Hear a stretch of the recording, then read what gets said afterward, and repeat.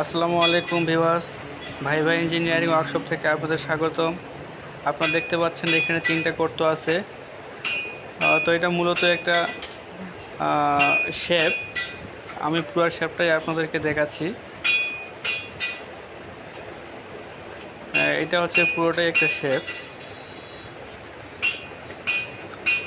তো এখানে যে তিনটা গর্ত দেখতে পাচ্ছেন, এই গর্তের মধ্যে আমি ড্রিল করব এখানে।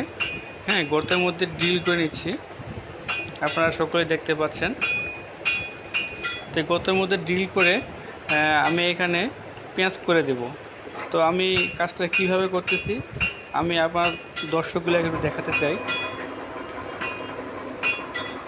তো গাইস, আপনারা যারা আমার চ্যানেল নতুন তারা অবশ্যই আমার চ্যানেলটি সাবস্ক্রাইব করবেন এবং পাশে থাকা বেল আইকনটি ক্লিক করে রাখবেন, যাতে নিত্য নতুন ভিডিওগুলো সবার আগে আপনাদের কাছে পৌঁছে যায়।